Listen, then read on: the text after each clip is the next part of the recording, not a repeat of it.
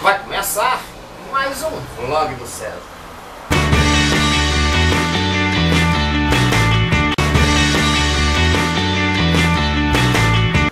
Existem várias maneiras de enganar uma pessoa e a população brasileira vem sendo enganada assim de maneira inteligente, de forma sutil, há muito tempo. As eleições se aproximam e eu espero que este vídeo seja útil neste sentido e que você fique com a antena bem ligada. Antes de contar uma história real que vem acontecendo há muito tempo, eu vou contar uma história fictícia, apenas para nortear esse papo que nós vamos bater aqui, tá bom? Não citarei nomes, porque o nome desatualizaria, né, o vídeo, partindo do princípio que as pessoas, os políticos, eles muitas vezes caem no ostracismo político ou simplesmente deixam de existir.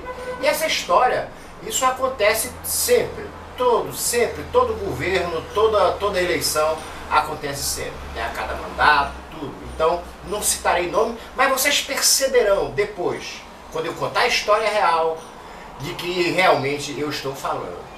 Vamos à história fictícia. Os Joãos e Josés, que me perdoem, mas são nomes que eu gosto, bem brasileiro, né? E muito usado no Brasil. E eu vou usar João e José na nossa história fictícia, depois contarei uma história real para vocês, bastante interessante, ok? João e José se odeiam e todo mundo sabe disso.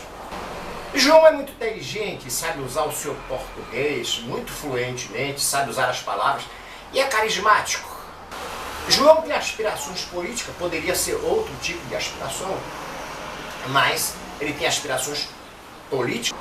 De repente, uma notícia: José foi diagnosticado com uma doença de terminação fatal. Todos ficam sabendo disso, não é?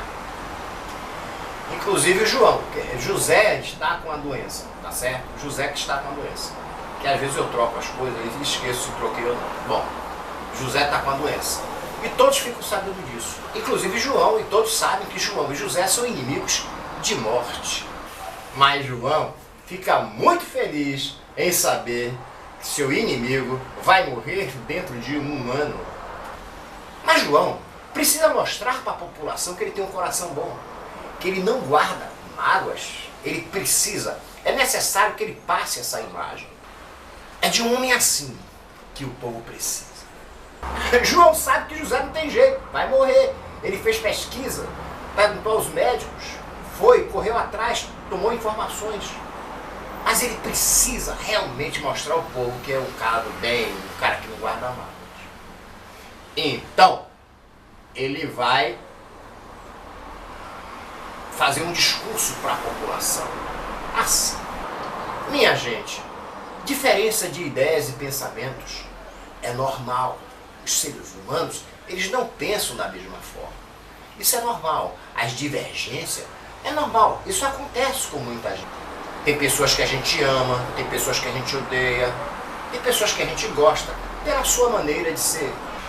E tem pessoas que apenas não gostamos. Simples assim. E ele continua. Diz a Bíblia. Ele cita a Bíblia para provar que é homem de Deus. E diz a Bíblia que devemos amar até os nossos próprios inimigos. Eu não sei se eu tenho essa capacidade de amar o meu próprio inimigo. Mas longe de mim desejar a morte de quem quer que seja, ainda que seja um inimigo. Longe de mim, meu povo, desejar a morte de inimigo. Longe de mim. Portanto, tomando conhecimento da morte de José em um período de um ano, mais ou menos, eu vou tomar minhas providências para que possamos fazer de tudo, porque a ciência, a medicina, ela pode errar, mas eu acredito em Deus, em milagres. Pegarei o José com uma pessoa de sua confiança, um parente seja, e levarei aos Estados Unidos da América as melhores clínicas, os melhores hospitais, para ver se tem um jeito nisso. Eu acredito que tem, ok? Se não resolver, iremos a outro país. E assim por diante, outro país. Mas tenho fé em Deus que José permanecerá vivo. Tudo será pago por mim. Tirarei do meu próprio bolso. Afinal, vale uma vida vale a pena. E assim ele consegue passar a imagem de uma pessoa boa que não guarda mágoas, uma pessoa tolerante, né? Uma pessoa boa, um homem de Deus. E assim ele consegue passar essa imagem e viaja com José por aí e tal, mas ele sabe que não tem jeito, que José vai morrer mesmo e acabou. O caso de José é irreversível, ele sabe disso, ele colheu informações suficientes, mas ele precisa, repito, passar essa imagem de homem bom. O fato é que para ser deputado, tanto estadual quanto federal, ou qualquer político que seja, qualquer investimento vale a pena. Se você assistiu nos últimos anos, últimos meses, as notícias que vêm sobre isso, de corrupção, essas coisas todas, dá para perceber que vale a pena economicamente investir de todo jeito, de toda forma, né, para que você possa ser um político, principalmente um deputado federal. Eu me lembro quando levaram o Fernandinho Beiramar para o Congresso e perguntaram a ele: Fernandinho, como é que você chegou a chegar ao topo do tráfico de drogas? E o Fernando Beiramar respondeu: é a mesma coisa de um político, você começa lá fazendo o seu nome até chegar no topo. Os caras se retaram, não gostaram, né? Quiseram fazer o cara de escada, o cara atareado lá, mas tudo bem. Bem, agora vamos aos fatos reais que me levaram a fazer esse vídeo. Preste atenção. O que me levou a fazer esse vídeo é uma história de um senador que age como João na nossa história fictícia. Não exatamente igual, né? Mas para que vocês tenham um pensamento, né, de bom homem neste assunto, e por aí lá vai. Ele não diz que vai salvar a vida de ninguém, nem de inimigo nenhum, mas o estratagema, a concepção é a mesma. Tá na net já faz tempo, mas essa maneira de agir é corriqueira o tempo inteiro. Não é? É só observar, para que você não possa ser enganado com discursos. Um senador e um pedófilo. A justiça libera um pedófilo já condenado pela justiça. Não sei porquê, né, liberaram ele, né, para essa entrevista pelo Senado, um senador mais especificamente que cuida desses casos, né? Pelo menos parece que se propõe a cuidar desse. A entrevista não teria efeito nenhum, o cara estava condenado, nem para diminuir a pedofilia, né, teria esse efeito. De nada adiantava aquela entrevista. Uma entrevista sem sentido, inócua, sem efeito algum. De um lado tem a carniça, que é o pedófilo já condenado pela justiça, pobre coitado também, está alenhado da vida, e do outro um abutre, querendo se alimentar da carniça para atingir as suas aspirações políticas. Ok? Tem até uma música assim: o urubu tá com raiva do boi, mas eu já sei que ele tem razão.